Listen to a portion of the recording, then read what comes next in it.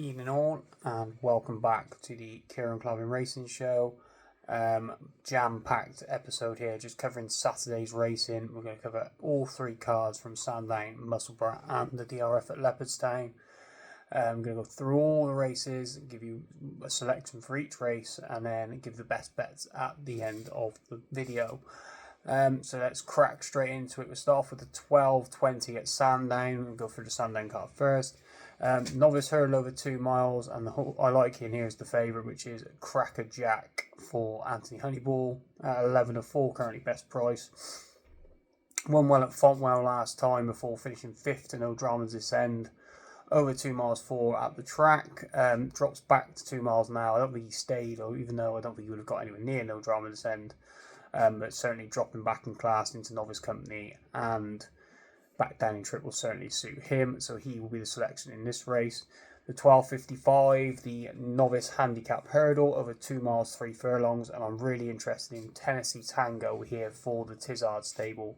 Best price 7-2, with 6th at Chepstow on debut behind Sober Glory, then went to Exeter and finished a good third behind Gentleman to Boot, and then was third again, going back to Chepstow up behind Mossy Fen Road, who is a decent short price, short in the market for the Supreme. Has looked like he's won the trip throughout every single race, finishing off his races nicely. Now goes into handicap company and goes up in trip. Definitely looking like a decent prospect here. With definitely looks a chaser in the making as well. But I think he can get off the mark here over 2 miles 3 furlongs, joining the handicap ranks. So that's Tennessee Tango. The 1:25, the novice handicap chase over 2 miles 4 furlongs. And I was taking a bit of a fly here with the Gary Moore trained Lilana at 14-1. Was third behind No Questions Asked at Ascot before finishing on stable debut coming over from France, before finishing 5th at Lingfield behind Noble Park. Beaten a long way that day. I just think the stable they've got 2 in the race, but they have a very good record at the track, and I just think this horse could potentially improve now that he's had a couple of races behind him, and obviously will be suited again, especially if it's heavy ground. He won on heavy ground in France, and I think Sandown will suit him better than the 2 tracks that he's been at beforehand. The stiff uphill climb at the finish will certainly suit him. At 14-1, he's far too big to miss out. The 2:02, the handicap chase over 2 miles, and I'm going back to one of my old favourites in here, and it's Dr. TJ Eckelberg for Evan Williams. 13-2, currently best price. Was second in the race last year behind Gunsight Ridge, I believe I pronounced that correctly. He was at the handicap that day. Has since finished a decent third at Windsor last time out. Like I said, second in the race last year. He's in the handicap this year. Obviously Gunsight Ridge is in here as well, but I think he gets a decent swing in the weights as well. At 13-2, he's a decent each way play. He will certainly run his race and won't mind the conditions either. The 2:40, the Scilly Isles Novices Chase. Now only 4 runners, unfortunately. I was wary of the 2 Irish horses. They're very good horses in their own right, Kits Ball and Carla Conti. But I'm going to take a swing with 6 Mile Bridge of Fergal O'Brien's. Has done nothing wrong this season over fences, 2 from 2. Nice win up at Ayr, and then obviously won at Cheltenham in a dolly little 3-runner race last time out. Only ever defeat so far for this horse was when he finished down the field in the turns last year. He's done nothing wrong apart from that. I think he deserves his place in this race, and I think at 9-2 he's potentially overpriced. He will definitely run his race. He's got Sandown form. He won a bumper here a couple of years ago before going on to running the champion bumper. I think he will potentially run a big race and potentially outrun his odds at 9-2. The 3:10, the handicap hurdle over 3 miles, and I'm taking last year's winner, Red Dirt Road for the O'Neill stable. Won this race last year by 8 lengths, making all absolutely hacked up. I was on the second that day, Henry II, who reopposes. He's actually off the same mark this year, Henry II, whereas Red Dirt Road has gone up £6. But he's 10-1. I know it's his seasonal debut, but 10-1 is far too big. Last year was on heavy ground. It'll be heavy ground again this year because of the amount of rain we've had. I just think 10 to 1 is too big, and he gets another soft lead again. He's definitely an each way play, and maybe even nick it off the front again like he did last year. And in the final race, the 3:42, the 3 mile handicap chase. And again, the O'Neill stable is where I'm going for Fortune Man at 9 to 4. Gets lumps of weight off Mr. Vango, who's favourite. Mr. Vango's off 12 stone. Fortunate Man is off 10 stone too. Nice impressive win up at Aintree. Like I said, low in the weights. And very interesting that Harry Cobden has been booked for the ride instead of John Joe O'Neill Jr. So definitely worth a second look as well. And 9 to 4 I think is a decent price. He might be shorter on the day. So that's Sandown covered. We go over to Musselburgh, up to Musselburgh for their first of their 2-day meeting. We'll cover the second day on tomorrow's video along with the second day of the DRF. But yeah, we start with the 110, the Scottish Triumph Hurdle. Keep this nice and short and sweet. Secret Force for Gavin Cromwell, 13 to 8 favourite. He should take all the beating here. He was 4th at Cheltenham behind One Horse Town last time out. Obviously, that horse has gone on to finish second last weekend behind Maestro Conti. Form looks decent. Secret Force also won on debut at Punchestown first time up. So form definitely worth a mention. And obviously Gavin Cromwell bringing one over, considering that the DRF is on, is very eye-catching as well. The 143, the Scottish County Hurdle over 2 miles. And I'm going for a horse that seems to love this race, and it's Affodil for Paul Nicholls. Freddie Keithley will take the ride, claiming 7. It's 11 to 4 currently favourite at the moment. Has been backed in since declarations earlier in the day. Second in this race last year behind Welsh Charger. Has a £6 swing in the weights with him this time, and obviously won this race 2 years ago. Like I said, just love this race. Looks like the Nicholls team just plot him out for this race every year. And 11 to 4. He might be a little bit skinny. If we could get a bit bigger on the day, we might have a decent punt on him. But Affodil will be for me in the Scottish County Hurdle. The 220, the Scottish Champion Chase over 2 miles 4 furlongs. And I like Trap Rain Law in here for Lucinda Russell and Michael Scudamore. Currently best price 6 to 1. Was third in the race last year. Is £3 off a £3 higher mark. Won well at Wetherby last time for a good prep for this. I think he's got a chance of going 2 places better and potentially winning this race. I know Kaluki Kid is back in the race. He won the race last year, but he's been in all sorts of bad form this season, to be honest. He's run 2 stinkers so far, and I just think potentially Trapain Law off the back of the win at Wetherby could come here and run a decent race. The 3 o'clock, the Novice Hurdle over 3 miles, and the horse I like in here is Walk the Talk for John McConnell. Won well at Roscommon and at Kelso on his first 2 starts before finishing 5th in a listed race up at Haydock behind Supreme Menace of the Skeltons. That race has turned into a very good race so far. The second, Park Princess, and the 4th, name escapes me right away, and both won since. The form looks decent. 5th in that race. Definitely for me, Walk the Talk. John McConnell actually won this race last year with Intense Approach as well. So likes to target this race with one of his stayers, and this horse looks like a decent prospect for it. The 3:37, the handicap hurdle over 2 miles, and I like Chancery Point in here for Lucinda Russell and Michael Scudamore. This horse, she won well over course and distance 2 starts ago in a maiden hurdle before coming back over 2 miles 4 furlongs for a handicap debut at the track, and disappointed only finishing 9th. Stepping back down in trip, which I think is a good sign. Obviously stayed the 2 mile 4 furlongs last time, and stepping back down in trip will certainly suit her, and I think she could be a decent bet. And currently no prices at the moment, but we'll see what price she opens up at on Saturday, and potentially we'll get stuck into her. And the 4:11, the handicap chase over 3 miles, the last race we're going to touch on. And the horse I like in here is Kels for Neil Mulholland. Was second in that race behind Fortune Man, who I mentioned earlier on in the last race at Sandown. Decent form. Before that, he won 3 starts ago, and that was the last time that Connor O'Farrell was on board. He gets back on board now. He's running a couple of amateur races in between here and his last win, and obviously that race at Aintree last time before. So I think he's got strong claims, and we'll see again what price he opens up on Saturday to whether he gets stuck in or not. And then over the Irish Sea to Leopardstown, and the card there, and what a card it is. Bit disappointing some of the field sizes. Obviously we've only got 3 in the article trial, but plenty of decent runners, and obviously plenty of decent form lines are going to come out this ahead of Cheltenham. We starting the known over with the 115 and Nathaniel Lacey over 2 miles 6 furlongs. I'd like to think that Dr. Steinberg for Willie Mullins will take all the beating here. He's 5-4 favourite.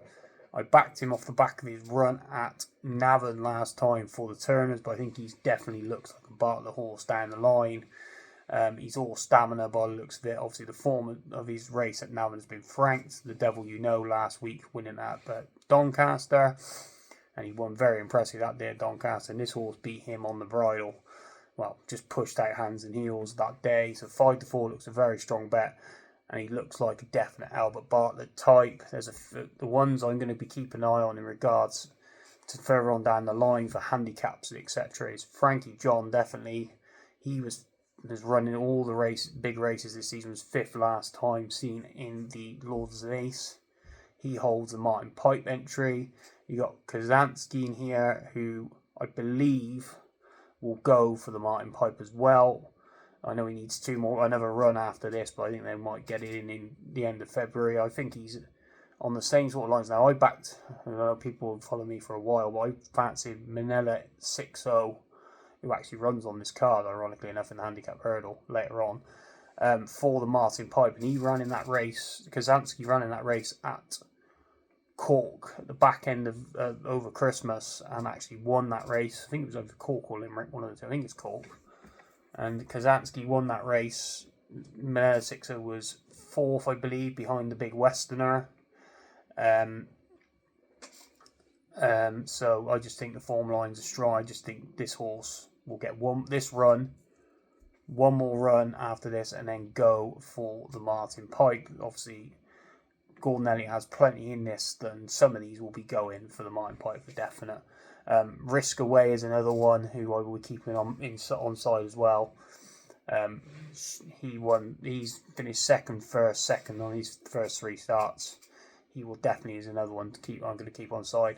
And the final horse that potentially could have Cheltenham implications is Love Me Tender for Willie Mullins. Now, won his first 2 starts, and then finished 3rd in the Grade 1 over 2 miles over Christmas behind Skylight Hustle and Cannymore Spruce. Obviously, Talk the Talk should have won that day, but come down to the last.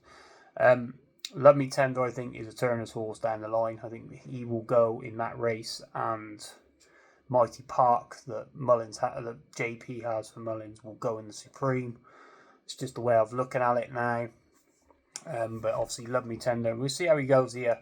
He could be a dog. He's about 8 or 9 to 1 for this race, but Dr. Steinberg should take all the beating for sure. But keep plenty of eyes on the ones in behind. Obviously, last year, Final Demand won the race, finished 3rd in the Turners, and Jasmine DeVoe finished 3rd or 4th in this race last year, and then obviously went on to win the Albert Bartlett. And then we move on to the juvenile hurdle over 2 miles. You've got Nicole Haas, I think I pronounced that correctly, and Monge Toot both taking each other on again, reappearing after their race at Punchestown. Obviously, Narcisco Haas, there you go, won over Leopardstown at Christmas. But I actually fancy the other Mullins one, the new recruit from France, which Paul Tynan will ride, is Salam Davari for Rich Ritchie and Willie Mullins. Won an old toy last time out on heavy ground, and all the talk has been about this horse. Obviously, Rich Ritchie and Mullins are a very nice winner at Thurles this afternoon, if you're watching on Thursday evening. And I just think this one could be another one. Obviously, Rich Ritchie's talked up all his horses as he always does, but maybe we haven't seen the Triumph Hurdle winner yet. Obviously, Masborough was unplaced in this race, and then went on to win the Triumph 2 years ago. maybe Samar Davari is the Triumph horse that we've all been waiting for, or Narciso Haas and Monstru may just fight out the finish. But I'm willing to take a chance on Salone Davas at 9-1. The 225, the handicap hurdle over 3 miles. And there's plenty in here for Gordon Elliott. He's got loads in this race. Plenty of handicap. The one I like is He Can't Dance at 16-1. Makes his handicap debut. Was placed in all 4 hurdle starts so far this season. Finishing seconds, thirds and second again. And third, I think he's finished third 3 times and second once. Including behind Champagne Kid who reposes here. Makes handicap debut. Was third at this meeting last year, in the bumper last year behind Cole Cannon on this actual day. I just think 16-1, he's well worth a decent punt. And I just think, 16-1 each way. I thought he might have been saved for something down the line, but clearly this is the plan, and we'll go with him. So that's that one for the handicap hurdle. The 255, the Irish Arkle over 2 miles 1 furlong, and I'm going to chance my arm here with Cargeese. I just think she will have too many gears for Romeo Coolio. I think Romeo Coolio should be running on Sunday against Final Demand over the 2 mile 6. I think he beat Final Demand. I think he'd have too many gears for Final Demand over that trip. But I think, especially after the way he ran last day, Romeo Coolio, and just beating Irish Panther and needing every single yard, I think if he gives Cargeese too much rope here, and she won very impressively over at Christmas, plus he's got to give her £7, I think 2-1 is far too big, and I think Cargeese looks a decent bet to beat Romeo Coolio, and then they can decide that he should be going for the Brown Advisory and not the Arkle. The 3:30, the big race of the day, the Irish Gold Cup. All eyes will be on Galloping the Shop. Can he make it 4 out of 4 in this race? I'm going to take an each way swing. I hope he goes and wins it Galloping, but I can't be backing him in a race like this at 13-8. He should be winning, but is he over the hill? Is he this, that, and that? I just can't be fancying him at 13-8. So I'm going to take a chance on the mare down the bottom, Spindleberry, and fair play to Connections for taking this chance. They really think this horse is a Gold Cup horse, and she takes her chance. She's unbeaten over fences in mare's division, I know, but she takes her chance. She's 10-1, and they really think this horse is a Gold Cup horse, so why not? See what happens. If she doesn't win here, if she gets absolutely battered, they'll go back for the mare's chase, but fair play to them. I think she's an each way play. There's a lot of horses in here that will be down the line for the Grand National, and there's plenty in here that will be down the line for the Grand National, and I think she will definitely be running her race here, so I'm going to take her each way, but let's hope Galloping gets the job done and makes it 4 from 4, and we'll see the crowds go wild again for Galloping. The 405, there's 2 more races to go and then we're done. The 405, the handicap chase over 2 miles 1 furlong. And again, another Elliott handicap debutant for me here in Jacob's Ladder at 6-1. Has very good form this season. Was second to Irish Panther. Obviously, I mentioned earlier, we finished a good second to Romeo Coolio at Leopardstown. Was third to Jimmy DeSoy when stepped up in trip. That horse obviously backfired last time at Limerick, but behind Final Demand. But I think Jimmy DeSoy is still a very good horse. He then was dropped back to 2 miles. Jacob's Ladder and beat Caroline Bamboo, who I fancy for the mare's chase. I know she's been beaten again since, but Jacob's Ladder did nothing wrong with beating her there. And then was second to Capage de Pike at Punchestown last time, when again stepped up to 2 mile 4 furlongs, back to 2 miles. His better form seems to be over 2 miles. I had him plotted for eventually a handicap at Cheltenham, but he comes here for his handicap debut. And 6-1, I know he's favourite, but he's an each way play to nothing. You'll probably get first 5 in this race, and he should be in the 5, no problem whatsoever, if not winning this off the handicap mark he's got. So that's Jacob's Ladder. And then the 440, the bumper, the final race, over 2 miles, and Charismatic Kid at 7-4 for the Elliott team is my bet here. Won well at Navan, and then was purchased by Gigginstown and then moved to Gordon Elliott. It is his first string. Harry Swan will take the ride. And I just think at 7-4 he could take the beating. Interesting that there is no Mullins horse in this. Martin Brazel's It's Only a Game is favourite, but I'll be taking him on with Charismatic Kid. Best bets for the weekend, for Saturday. Tennessee Tango in the 12.55, 7-2. I think is a decent bet on handicap debut. I'm going to take a swing on Fortunate Man in the handicap chase, the last race on the card.